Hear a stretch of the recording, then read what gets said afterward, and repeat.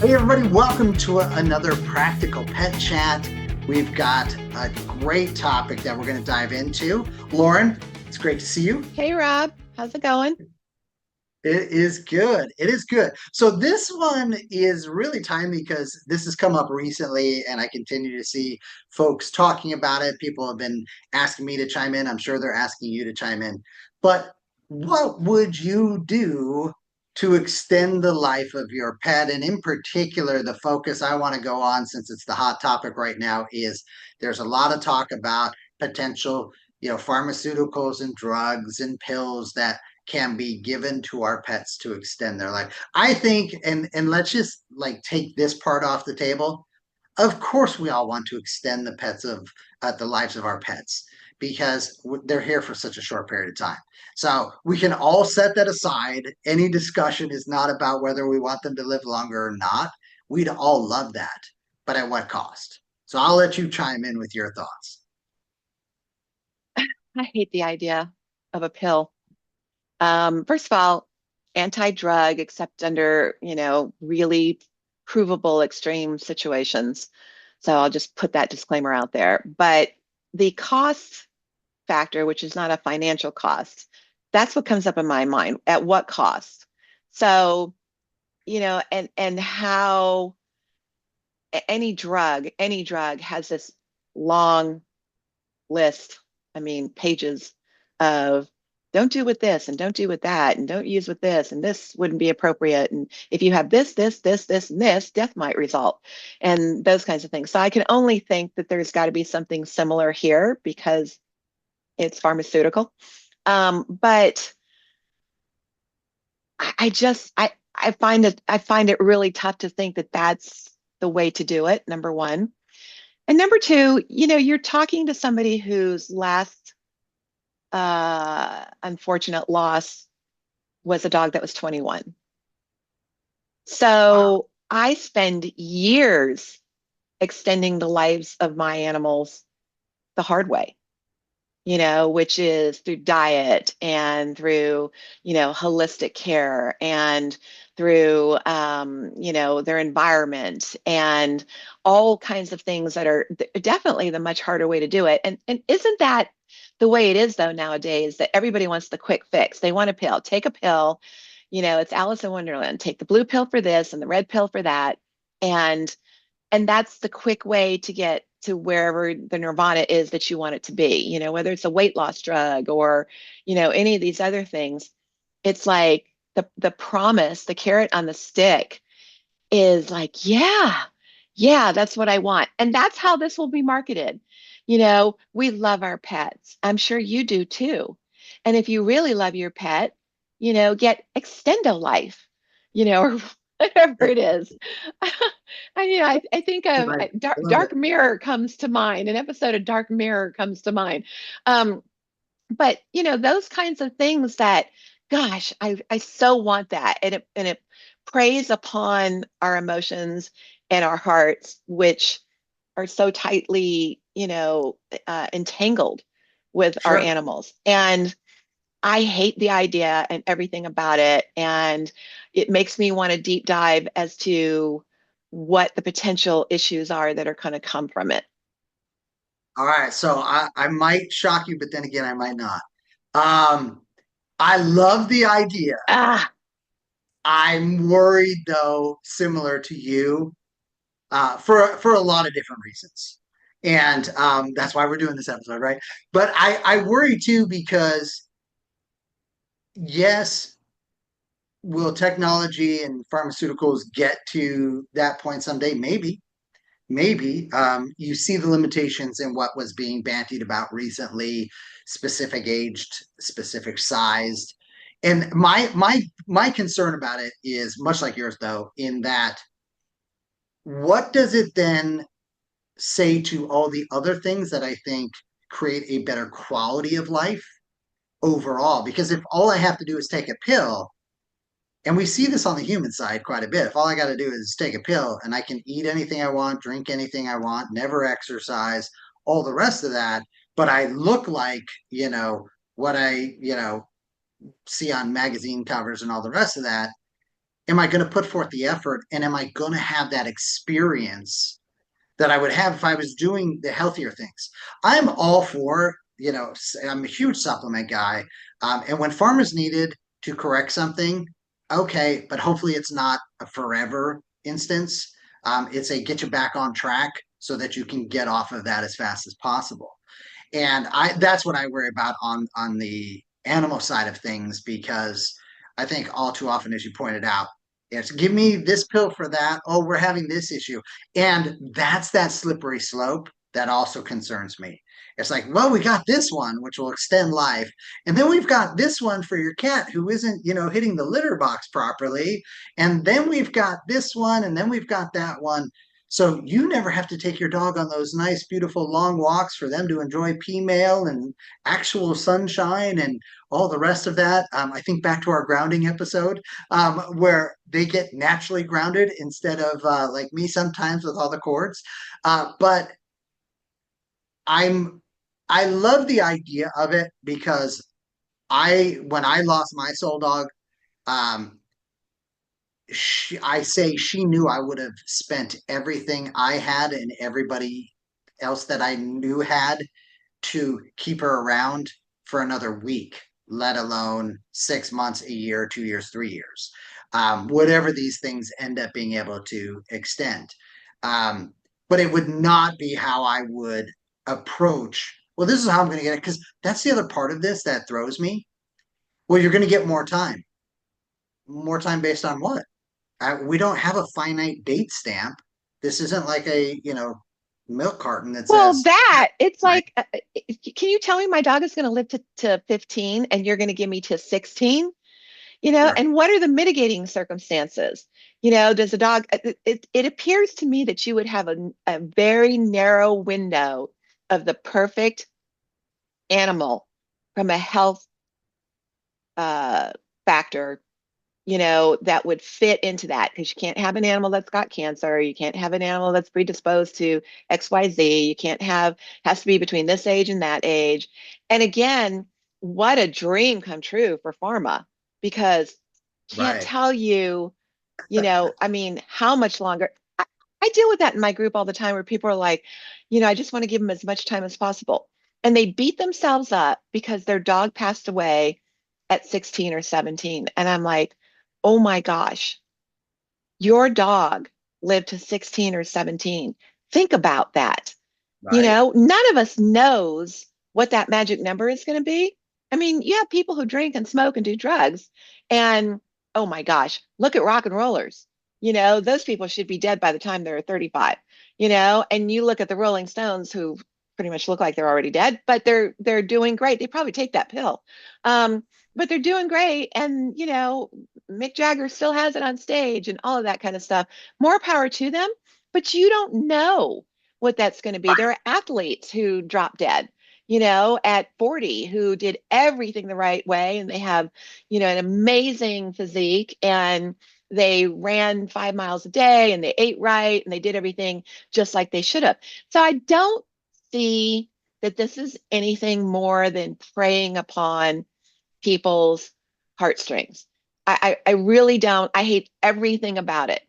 And I consider it a cheat, because it will maximize the laziness of humans. And I don't mean it like, you know, the average pet parent. I don't mean that to sound like they're not willing to do what they need to do by their dog. But if you could take a pill, by the way, there's a pill for the litter box thing already. If you could take a pill and not have to do those things, not have to worry about it, or have the attitude. Do you remember when oh my gosh, do you remember when cloning was such a oh yeah, big deal? Okay, and the yeah, people who paid a lot of money to clone their animals, I had an issue with that too, because I'm like, well, you are some of your life experiences. So you can't actually clone. Oh no, they're exactly the same. No, they're not. They're not living the same life that your dog lived or your animal lived. But there are far too many potential um, issues of, well, hopefully when he gets around 10 or 11, I'll just start giving him that pill, Right. and that'll extend his life. How do you know that? Right. You Well, know, and I'm sure they would argue, well, that's why we're doing the studies, and that's why we've got the control side versus the placebo side, is it and going to be more than we're 12 gonna. dogs for 3 months, which is how most studies for animals go? I don't want to, again, I don't want to make it about any one particular one, but what I will say is, yes, they at least are doing more than 12 dogs, more than the 25 dog studies that we often see. Yeah. I read it's a fair amount, but to your point, also we've got breed issues, we've got breeding issues, and then well, then we're going to have to really identify and get into the DNA. And does your, there's so many things to get this So right, many. and that's that hard, and that's the heartstrings part too, right? I mean, you and I both know so many people um, who went through the, and I don't want to call it the raw craze, but you and I were around before it was, as prevalent as it is today. And we saw these just wonderful people, these innovators, these, very passionate people get behind it. Some of them doing it perfectly, right for, their animal, and others claiming it was perfect. And oh, yeah, it turned out not to be. And the devastation that we saw when their pets went earlier, and the blame and that heartache and that, like, wait a second, and then all the people who are listening to them as well about, well, this is the right way, this is the path. That's, I agree with you, I worry about that, because it's like, oh, okay, I can lay back a little bit and then not worry until they hit 8 years old, 9 years old, 10 year, whatever it is. And also too, like, think about that. It just like popped into my head as I was just blathering on. I apologize, everybody, but now what your breeders are going to be breeding to, and this dog or this cat or this whatever qualifies under the extended life program. I love that, by the way. That's trademark that real quick before we post this. But yeah, it is so wide reaching and far ranging that, while I love the idea, and I am definitely, like every other pet parent, fanatical and would give so much to have extra time, but it's that quality of time as well. And I That love that you brought up the cloning, because that you hit it on the nail. I talked to those people when that was first coming out, and and I decided not to engage on that.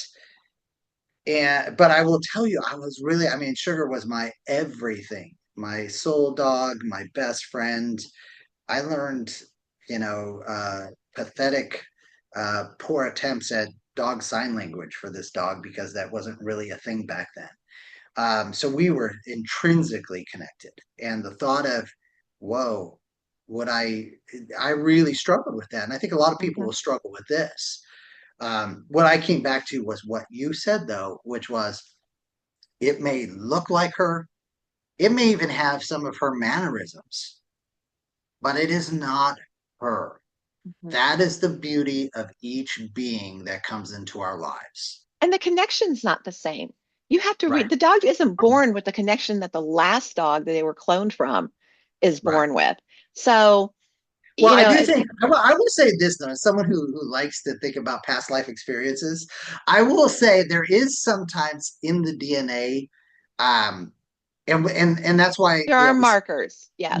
yeah, we see the markers where animals return to certain spots to lay their eggs that they've never been to. Sure. That's, they mate and all that. So there is some of that, but am I going to bank on that while, emptying my bank? Literally, you're And going to plus, bank on that. yeah, exactly. But at the end of the day, to your point, it was like, I don't want Sugar to go through those experiences again. Right. That created that deep bond. And how often do we hear that even in human lives? Like, that struggle, those experiences made me the person I am today, which creates those bonds that they have with the other special people in their life. Right. And Good, bad, or indifferent. yeah, I it's a mean, part of it. So no, it's so interesting, though, and I think you and I have touched on so many things of where we getting out ahead of technology sometimes and development of, do we really need this? Or is this just, snake oil potions being sold to us again? Well, And let's look at pharma's track record in general. They develop one thing based on, a factor of a majority of humans, and that's what they run with. And then somebody else, another company will come along and they'll tweak it a little bit because there's this other, set of humans that had this pop up over the years of using product A. And so they're going to tweak it so product B can compete and also might be a better answer. They're looking at mass treatment. They're not looking at specific treatment. And that's my issue with Big Pharma. As somebody who is allergic to everything, that is drug related, I mean, just everything, it's like I don't fit anybody's markers. So, it's a science project when I go into the doctor and I'm sick and he wants to give me an antibiotic. He's like, crap, and he's gotta dig through and find something that hopefully I won't have a negative reaction to. My heart dog, who I could not have given, I know eye rolling will come when I say this from a lot of people. I couldn't have given birth to this dog and loved her more. And she was my, I have had other heart animals. She is the, she was the creme de la creme of heart animals. And she passed away at 18 on my chest at home, and it was ugly. It was an ugly, she went quickly, but it was ugly. And I wish she'd have lived to 21, but she sure. wasn't that dog. She was this dog. I know that she got to, and I made mistakes early on, just like everybody. We all make mistakes until we know better. I made a lot of mistakes, but when it was all said and done, I could look back and know that a couple of things. One, trying to extend her life at where she was at 18 years of age would have been an injustice to her, because it was her time. And I Mm. could see her time coming, even though she wasn't there. It wasn't the kind of thing that I could see I needed to help her through that, with assistance. Um, but I also knew that I did everything for her that I possibly could. She is the reason that I dug into everything at the levels that I did. She's the reason for the courses and classes and schooling and education and everything that I went through. She's the reason that so many of my clients benefited and my other dogs benefited, because as I learned things, I was like, "Oh, this is what I found out, and this is something that might be helpful to you." And of course there's layers and depth to all of that, and she's the reason for 18 years that Right. I got to where, I mean, she was around almost as long as my store. Mm. So she's the reason that everything happened. She was a life-changing dog. But and I think about her every day, but it was her time to go. And I worry about the damage that we do, and what are we extending? Are we extending quality of life? Or are we just extending life? Yeah. Well, and I'll just say from my standpoint, it's like everything else. It's a mixed bag, right? Because there are a Right. lot of good things that pharma does. I know that will upset a lot of you out there, but I've seen I'm it in, upset. yeah, I've seen it in the human world. I've seen it in the pet world. Um, there are very few absolutes, and that's the problem. Is one being might benefit, and it might be life changing for them, but the other 20, it's not. And I think that's that balance that just can't be struck by any company, any pharma, any even pet parent. We're all just trying to do our best. And so, from my standpoint, I'm not going to judge any of these things that if folks decide to do it. Um, I would say it's like everything else that's put in front of us these days. You got to do your research. You got to dive deep. You got to look at your particular animal that you're considering it for. and then make a decision and be fine with that decision. Because I watch people do it on even less important things, right on down to the collar and the leash they, argue about Right. incessantly. So, you know, um, to me, boy, I wish there was a magic pill. I just don't know that I I could trust it I until think that pills now, you know, there was a time when medicine um, was trying to be helpful, was trying to eradicate, or was trying to get people, from point A to point B, and then the medicine was supposed to stop. It was, I mean, that's like, you know, if you look at how veterinary diets were originally created, they were to get an animal through something, and then when the animal got through it, they were supposed to be able to return to their normal lives. And that got lost in, the bottom line. That became a very quick path to, a side income or a main income, depending.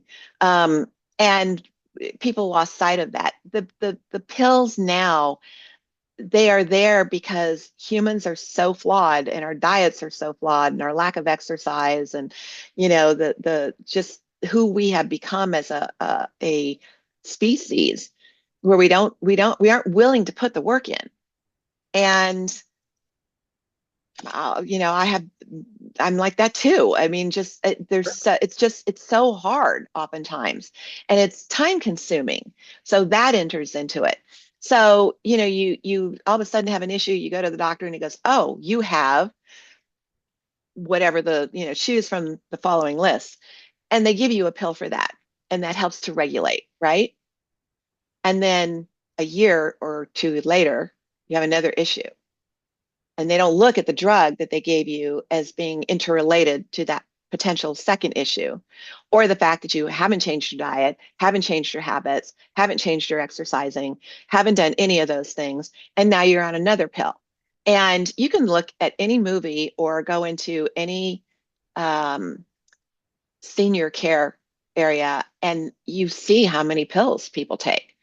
My in-laws had a bank of pills on their nightstands, of what they went through. And I was like, oh, none of that's good, and I'm not saying that there aren't things that are necessary, but we have lost sight of this is an interim thing for you to course correct. And then once you have course corrected, you should be able to get off of that, instead of having it lead to the next pill, the next pill, the next pill, the next pill. And then we just have a sick population. Are we going to do that to our animals? Because we're doing that to our animals instead of doing the right thing by them. And this pill, Extendo Life, is on that course to that same thing. So we'll have to agree to disagree.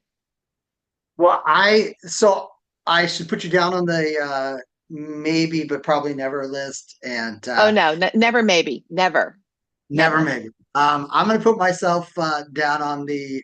I know my weaknesses, and my pets are absolutely my weaknesses, so I'm always open. Uh, but what about all of you? What do you think about this? Let us know. Not let us know who you agree with. I get it. Lauren's always right. Rob is sometimes entertaining. But share your story, share your thoughts, how you would approach it. That's why we're building these communities, right? And So, look for Rob's upcoming, offer of Extendo Life at $49.99. I exactly. If won't we be get that endorsing it, but trademark. Rob may put it Yeah, out. I'm certainly open to endorsing that. Extend the life. I love it. But hey, reach out to us, practicalpetchat@gmail.com. You can find us on all of your favorite social media channels. Keep listening to us, keep sharing the videos, sharing the audio. We really appreciate this.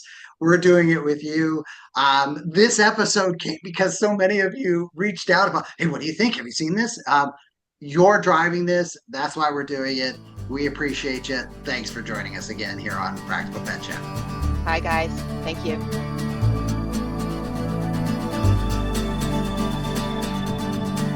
The content of this podcast is for informational purposes only.